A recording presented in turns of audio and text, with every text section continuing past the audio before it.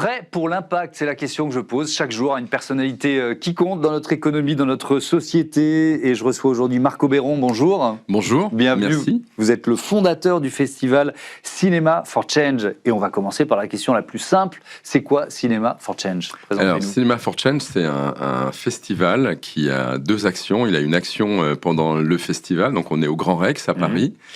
Et on va projeter des films, donc on se fait plaisir, c'est du cinéma, et on invite des personnalités, des experts, des personnalités publiques, à la suite du film, à discuter, à échanger avec le public pour nourrir et utiliser toute l'émotion des films qu'on a eus.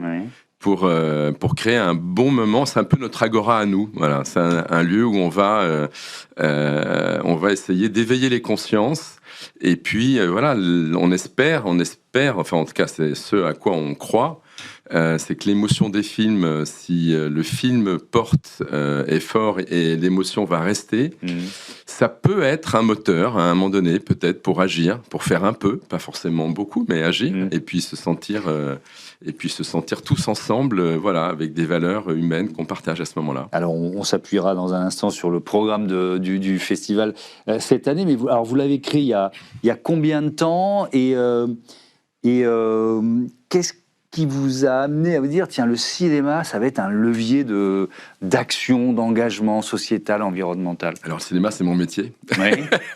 Ça fait 40 ans que je le fais. J'ai fait beaucoup de films publicitaires. Puis après, j'ai fait effectivement, un peu en parallèle, parce qu'on fait toujours ces métiers un peu en parallèle. J'ai fait j'ai produit 3 longs métrages et puis j'en ai produit un peu pas par hasard, mais c'est ce sujet qui m'a effectivement qui a créé Cinema for Change. C'est un film qui s'appelle 8. Il y a une campagne des Nations Unies qui s'appelle aujourd'hui les Objectifs de développement durable. Il y a 17 thématiques. Donc c'est, pour ceux qui connaissent pas forcément bien ou peu, c'est une grille de lecture qui a été lancée en 2000 par Kofi Annan. Au début, il y en avait 8. Alors c'était les OMD, Objectifs du millénaire pour le développement. Voilà, moi je m'étais approprié ces 8-là. Ça concernait plus les pays en voie de développement. Donc on regardait une carte du monde, on tirait un trait, ça concernait que les pays pauvres. C'était tout ce qui était en bas. Voilà. Même Asie, Afrique, Amérique du Sud, et tout ce qui était en haut, genre on n'était pas concernés, c'était pas pour nous, c'était plutôt pour les autres. Mais bon, c'était déjà l'idée de Kofi Annan était intéressante parce qu'il a demandé à tout le monde. Il a mis 8 thèmes, il a dit ok, tout le monde s'engage, les 180 gouvernements membres des Nations Unies s'engagent à faire quelque chose. Et donc, vous avez appliqué ça au cinéma? Alors, j'ai pris les 8 sujets et j'ai invité 8 réalisateurs à me raconter une histoire personnelle. D'accord. Et donc, on a eu la chance d'avoir Jane Campion, Gus Van Sant, Wim Wenders, Abderrahmane Sissako, Gaspard Noé, Yann Kounen, Mira Nair et Gaël Garcia Bernal. Et chacun s'est approprié un des sujets et a raconté un truc très perso en réalité. Et donc voilà, donc le film s'est fait. Quand on a terminé, le mot-clé de ce film, c'était en 2009, le mot-clé de ce film, c'était de dire « le monde change ». Donc on était très très très loin d'avoir une accessibilité, une lecture. En fait, le film a mis 7 ans. Et donc cette lecture, nous, on l'a eue, parce que tout le monde s'est approprié. Jane Campion a dit « attendez, nous, on va faire un truc chez moi ». En Australie, parce que nous, l'eau, ça a été un vrai problème dans les années 70. Pour vous, en Europe, vous n'avez pas aidé, mais chez nous, ça a été terrible. Du coup, elle a voulu raconter un truc. Chacun a pris un de ces sujets, et tout d'un coup, nous, on a été embarqués là-dedans. Et il y a beaucoup d'humanité, en fait, qui est venue avec cette aventure. À la fin de tout ça, on a dit, mais en fait, voilà, il faut absolument qu'on partage cette information. Bref, le film s'est terminé. On a monté un partenariat avec, à l'époque, YouTube et donc Google, qui venait d'arriver. Ça faisait 4-5 ans qu'ils étaient là. Le film a été mis en ligne et on a fait 2,5 millions de vues en 1 mois et demi à l'époque, en 2010. C'était dingue. Et puis surtout, ce qui était dingue, c'est qu'on découvrait l'interactivité. Parce que, moi, je viens, entre guillemets, du cinéma classique. On va au cinéma, on regarde un film, on sort, on en parle à l'extérieur. Mais l'interactivité immédiate, on ne savait pas ce que c'était. Et on l'a reçu à travers des centaines de milliers de messages où les gens disaient « Attendez, là, moi, c'est mon histoire, ça, ce que vous racontez là. Ce que lui raconte, ce qu'elle raconte, là, moi, je le vis là. » Et ça venait du monde entier. Et c'était dingue. Et donc, en sortant de ce film, vous dites faut aller encore un peu plus loin, d'où le festival, c'est ça? Exactement. En se disant, on va inviter les réalisateurs à devenir jury. Donc, on crée un festival. Eux, ils ont accepté d'être jury au début, parce qu'après, ils en avaient un peu à la balle. Mais ils ont accepté d'être jury. Et on a invité le public en disant « Et vous, comment voyez-vous le monde aujourd'hui ?»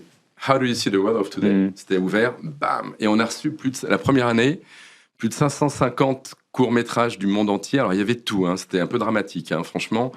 Mais avec ce cheminement qu'il y a eu là, on a lancé le truc. Et en fait, il y a une bulle dont je n'ai pas encore parlé là, mais on va en parler. C'est la jeunesse. Ouais. Parce qu'on a créé les prix jeunesse à ce moment-là. Ouais. Donc il y a 15 ans, au moment où le truc s'est fait, parce que j'avais projeté des courts-métrages dans une classe d'un de mes enfants, et j'avais vu l'impact, la réactivité, l'envie de s'exprimer sur ces sujets. Je me suis dit, tiens, c'est dingue, il y a peut-être un truc à faire. Puis j'en ai parlé autour de moi, puis un copain l'a fait, puis un autre copain l'a fait, puis ça s'est propagé, mais vraiment de manière très locale. Et la principauté de Monaco, qui était devenue partenaire, qui nous soutenait, nous a dit, mais attendez, nous, on va vous ouvrir à l'Afrique francophone. Donc du jour au lendemain, on est passé de 300 à 5300 élèves qui visionnaient des courts-métrages. Et le principe, ils visionnent, ils votent, c'est eux les jurys, et ensuite ils participent à un rendez-vous citoyen. Et cette aventure qu'on a construite maintenant avec le temps fait que cette année, on avait 45 000 élèves qui ont participé dans leur classe, donc de début janvier à fin mars. Ils visionnent, ils votent, et ensuite ils participent à une discussion citoyenne avec leurs professeurs. On donne un document, un kit éducatif aux professeurs pour qu'ils puissent discuter. Ouais. Et donc 45 000 élèves étaient jurys cette année à la 15e édition. On y reviendra. Je vais vous citer sur ce festival Cinéma for Change qui défend une idée simple. Les histoires que nous racontons façonnent le monde dans lequel nous vivons. En réunissant films, débats et jeunes générations, le festival veut ouvrir un espace où l'émotion suscite la réflexion, où la culture peut pousser à l'action. Il y a deux mots sur lesquels je voudrais qu'on revienne, c'est le mot émotion et le mot action. Je suis convaincu que quand on a ressenti une émotion, on se souvient. On se souvient du lieu, on se souvient de la personne avec qui on a ressenti cette émotion. Je suis tellement d'accord. Ouais. Et donc, on passe à l'action. Ouais. Alors, est-ce que vous réussissez, vous voyez ce que je veux dire, à faire le lien entre l'émotion ressentie en voyant un film, par exemple, et puis je vais changer quelque chose à mon petit niveau dans ma vie, quoi. Je vous raconte une anecdote. Ouais. Voilà. Parce que c'est tout ça. Tout à l'heure, je parlais du film 8.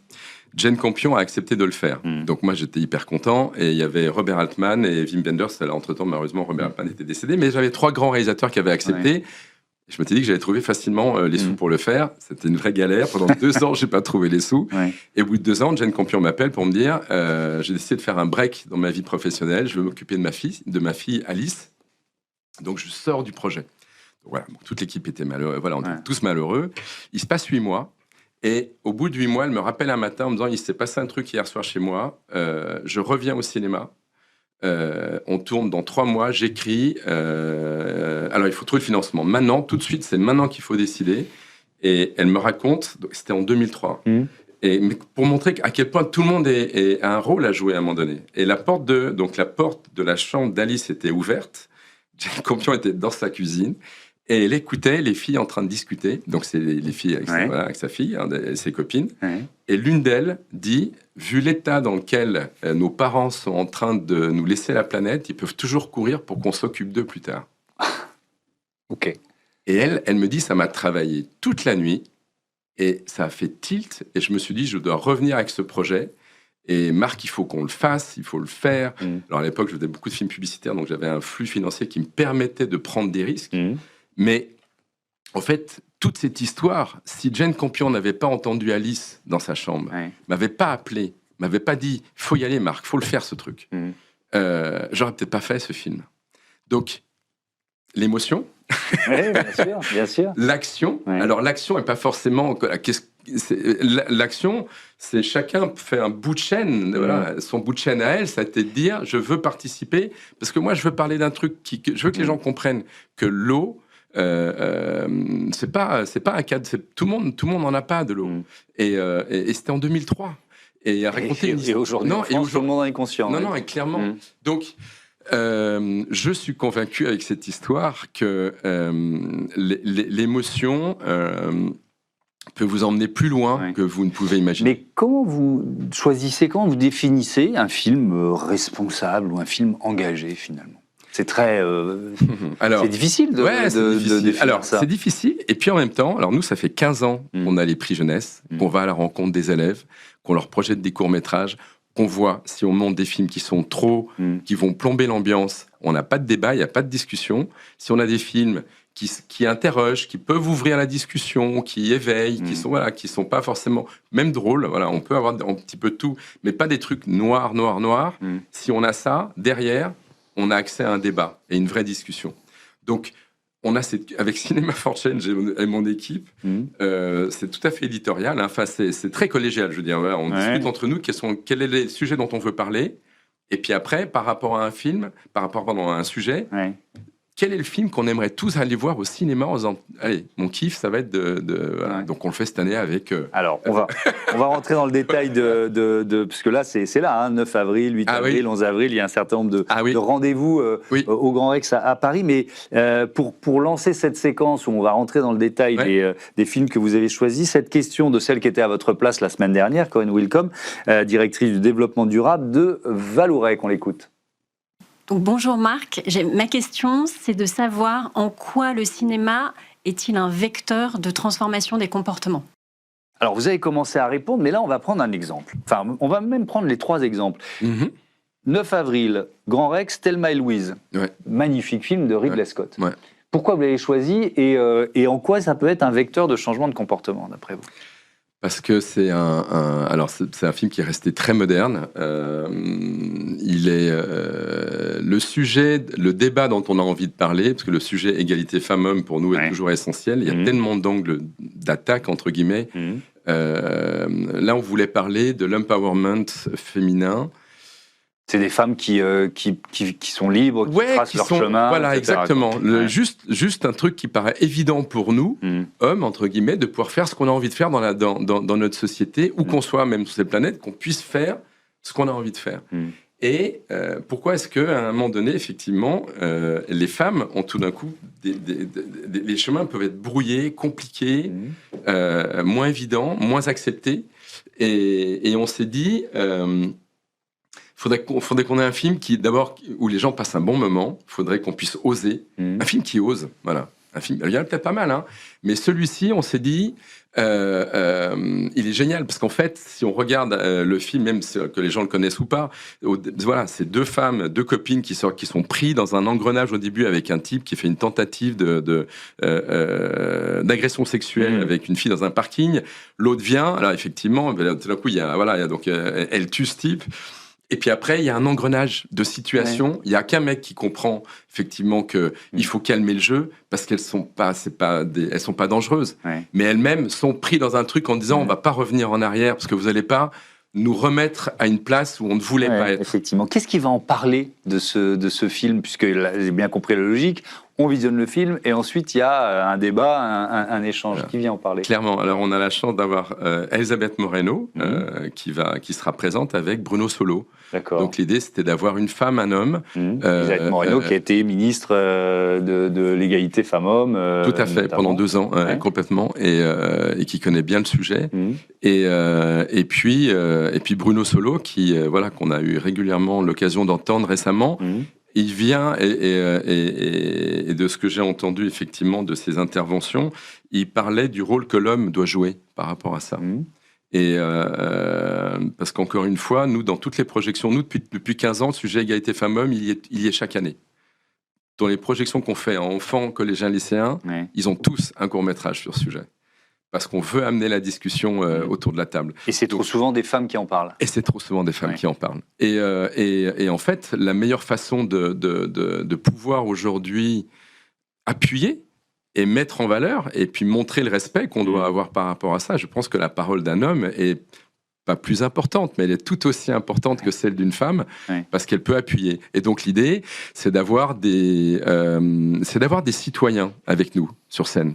Voilà. Des gens qui se sentent responsables parce qu'ils ont une famille, des enfants, parce qu'ils ont envie de transmettre des bonnes choses, et qu'en éveillant et en réveillant peut-être la conscience des gens dans la salle, il y a peut-être des petites choses en plus qui vont rester. Alors, autre film, Flo, alors je sais pas comment on prononce, Gins ou Gins Zilbalodis. Oui. Il faut, alors Merci de l'avoir dit. C'est un dessin animé. Oui, c'est un film d'animation. Magnifique dessin animé. Voilà, qui a été produit par Ron Diens, qui est un producteur français, qui a eu un Oscar et un César l'an dernier. Donc bravo, voilà, on est hyper fiers de Ron Diens va venir justement discuter avec le public.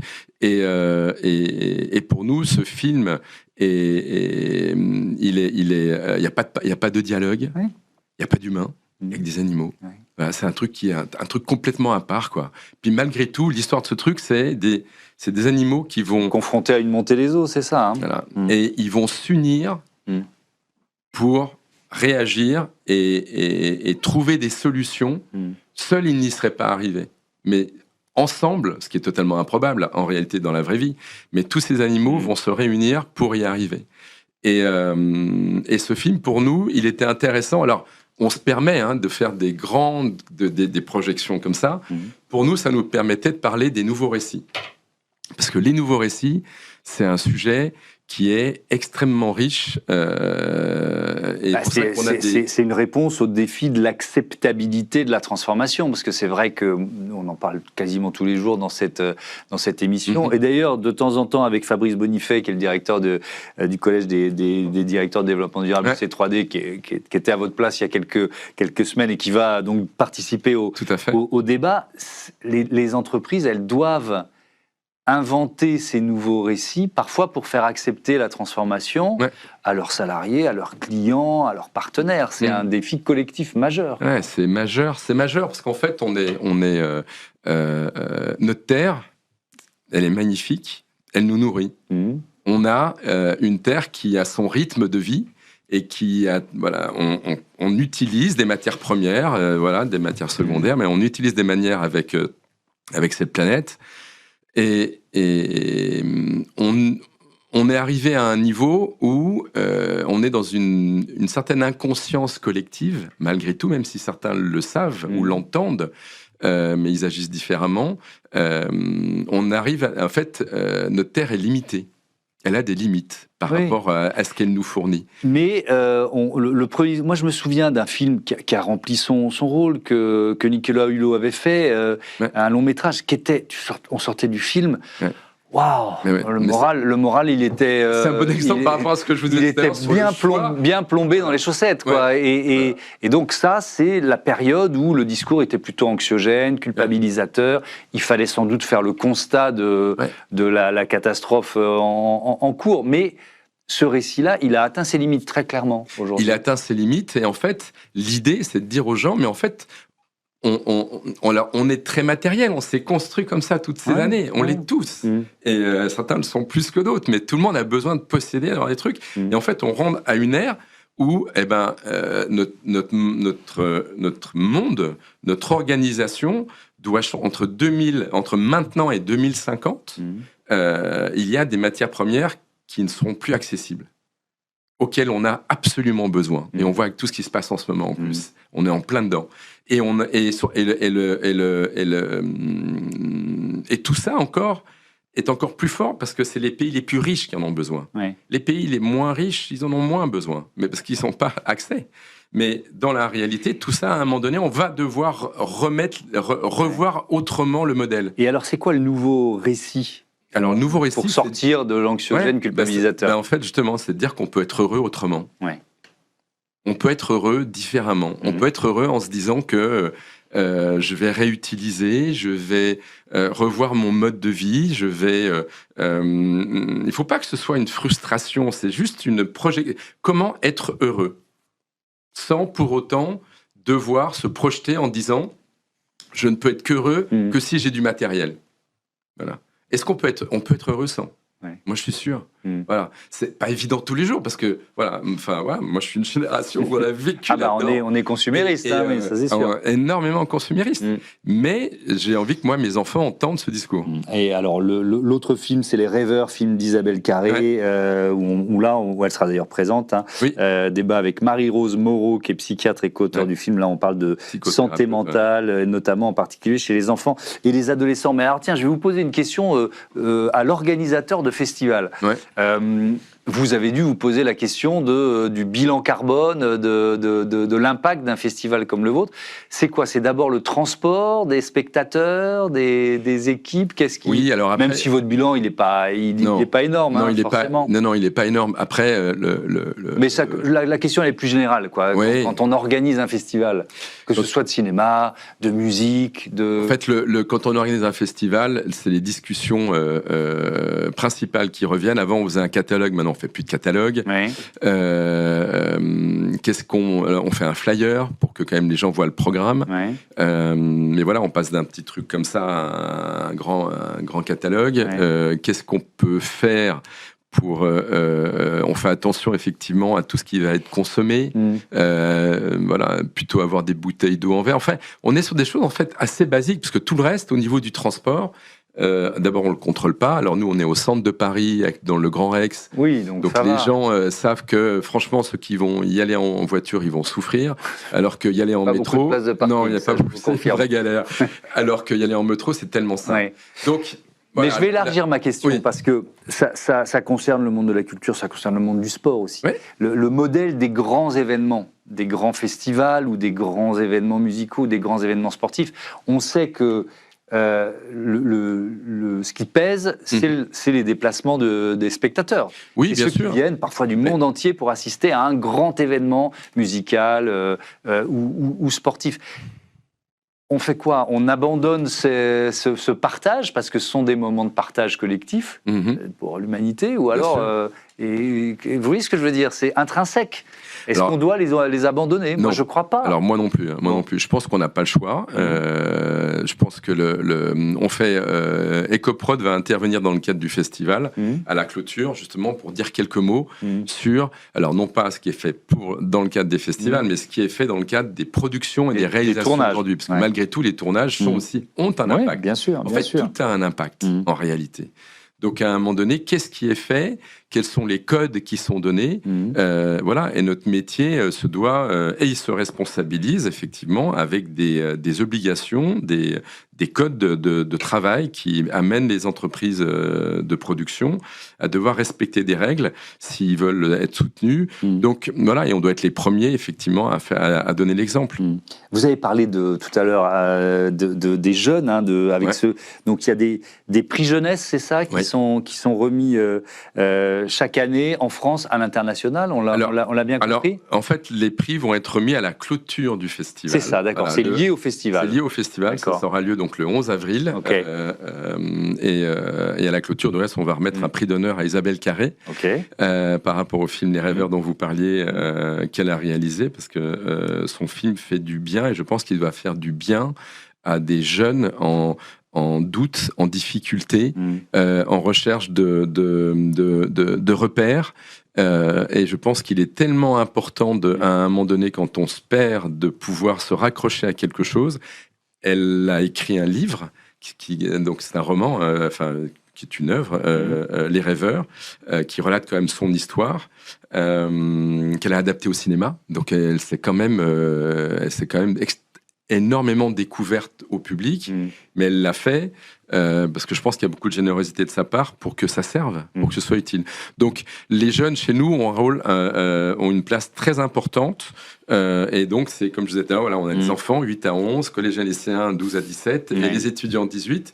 Et en fait, ça s'est construit avec le temps. Et aujourd'hui, c'est plus de 30 pays qui participent. Alors, quand je dis 30 pays, parfois, on a... je découvrais hier qu'on avait le Qatar qui a participé avec une classe.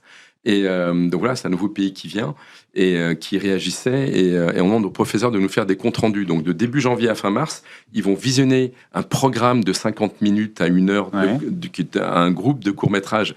Tous les courts-métrages illustre les objectifs de développement durable.